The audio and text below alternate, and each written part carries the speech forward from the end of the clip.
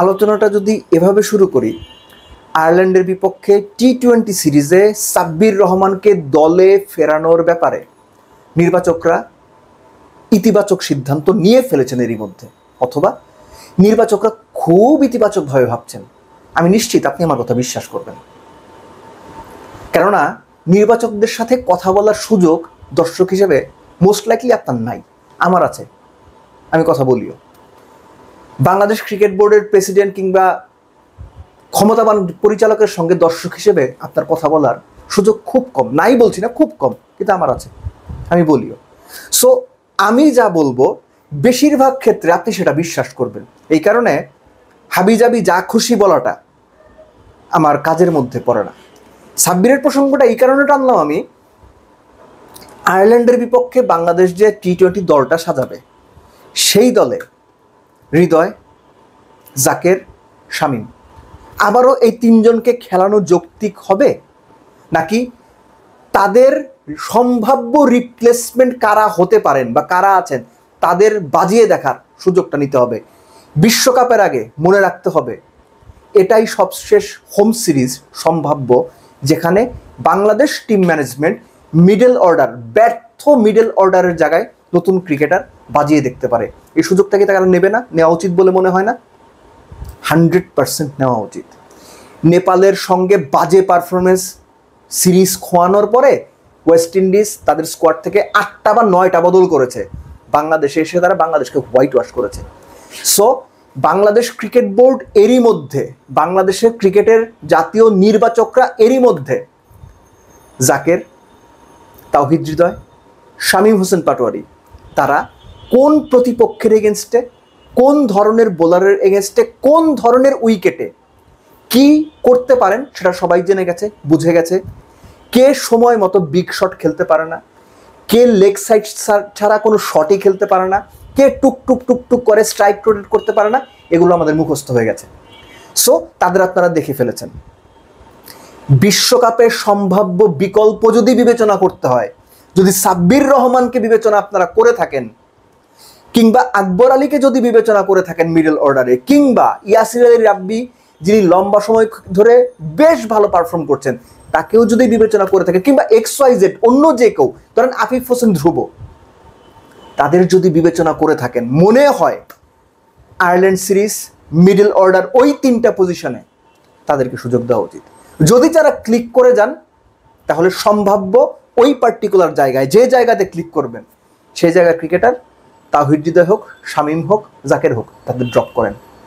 তিনজনকেই যদি ড্রপ করতে হয় তাদেরকে ড্রপ করেন। তাদের পারফরমেন্স আমাদের দেখা হয়ে গেছে, অন্যদের সুযোগ দিয়ে দেখা দরকার তারা কতটুকু প্রস্তুত ইন্টারন্যাশনাল লেভেলে, এটা এখন সময়ের দাবি। তারাও যদি ফ্লপ করেন আপনি তো জাকেরকে নিতেই পারবেন, শামীমকে নিতেই পারবেন, হৃদয়কে নিতেই পারবেন, অন্যদের একটু বাজিয়ে দেখেন। এখানেই হচ্ছে সাব্বির রহমানের প্রসঙ্গটা আসে। এর আগে একটা ভিডিওতে আমি বলেছিলাম যে অনেকেই অনেক কথা বলেন, কিন্তু সাব্বিরে যে ইংল্যান্ডে গিয়ে খেলেছেন সেটা আসলে খুবই মানে লোয়ার গ্রেডের একটা টুর্নামেন্ট ভাই, একটু খোঁজ খবর নিয়ে তারপরে বললেন। এবং আমি যতটুকু জানি, আমি দাবি করছি না আমার জানা পুরোটা সঠিক, কিন্তু আমি যতটুকু জানি সাব্বিরকে দলে ফেরানোর ব্যাপারে নির্বাচকদের মধ্যে এখনো পর্যন্ত গ্রিন সিগন্যাল, ইয়েলো সিগন্যাল এগুলো তো পরের কথা, আলোচনাই হয় নাই, কোনো আলোচনাই হয় নাই। এবং সাব্বিরকে ফেরানো হবে এই ব্যাপারে এখনো পর্যন্ত ক্রিকেট বোর্ডের মধ্যে গুরুত্বপূর্ণ যারা আছেন, যারা ডিসিশনটা নেবেন, শুধু নির্বাচকরা তো এরকম না, আরও লোক আছেন, তারা এই ব্যাপারে আলোচনাই করেন নাই। সোমবার দিন বোর্ড মিটিং আছে, সোমবার দিন বোর্ড মিটিংয়ে আলোচনা, এটা যদি উঠতে পারে সম্ভাবনা কম, আমি এটা জানি, আমার জানা ভুল হতে পারে, আবারও বলছি আমি, কিন্তু এখনো পর্যন্ত এরকম কোনো আলোচনা হয়নি। কাদের নিয়ে আলোচনা হয়েছে?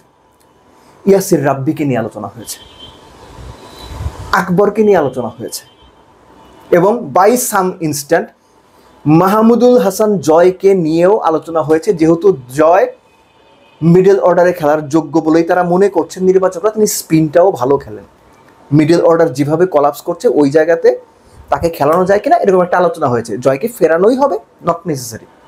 জয়কে মিডল অর্ডারেই টি-20 খেলানো হবে, নট নেসেসারি। NCL এর টপ মোস্ট স্কোরার তিনি। ইয়াসির রাব্বি গত 2 বছর ধরেই সব ফরম্যাটে ভালো খেলছেন। আকবর আলী গত 2 বছর ধরেই নিজেকে প্রুফ করে চলছেন, ভবিষ্যৎ ক্যাপ্টেন্সি ম্যাটেরিয়ালও যদি হিসাব করেন Akbar Ali is there.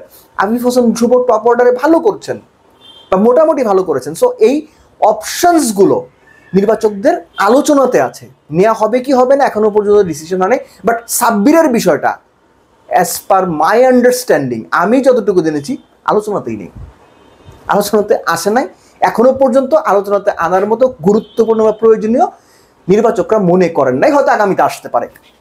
Issue সেটা না, ইস্যু হচ্ছে যে আপনি যাকেই আনেন, আপনি প্রয়োজনে ইমরুল কায়েসকে নিয়ে আসেন মিডল অর্ডারে খেলাইবেন, আপনি প্রয়োজনে সাব্বিরকে মিডল অর্ডারে খেলান, আই হ্যাভ নো প্রবলেম। কিন্তু আয়ারল্যান্ড সিরিজটাতে দয়া করে হৃদয়, জাকের, শামীম হোসেন পাটোয়ারি এদেরকে খেলায়েন না, খেলায়েন না। এর দুটো কারণ।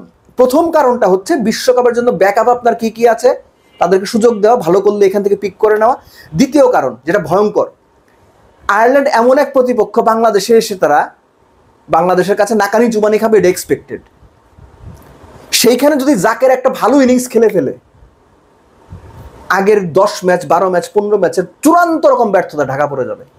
সেখানে তাওহিদ রিজা ধরেন 36 বলে 70 রানের একটা ইনিংস খেলে ফেললো, আগের সব ঢাকা পড়ে যাবে।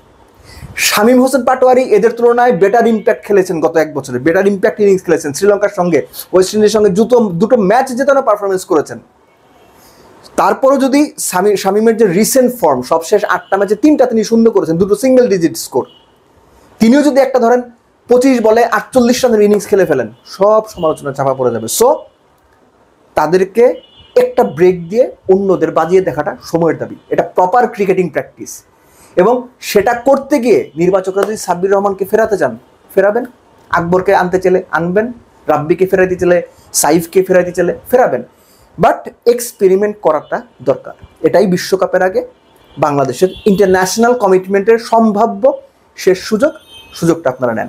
তারপরে বিপিএলে কে কেমন পারফর্ম করছে, যদি বিপিএল হয় আর কি, কে কেমন পারফর্ম করছে সেটা দেখেও আপনারা ডিসাইড করতে পারবেন। কিন্তু এই পার্টিকুলার একটা সিরিজে কিছু প্লেয়ার বাজি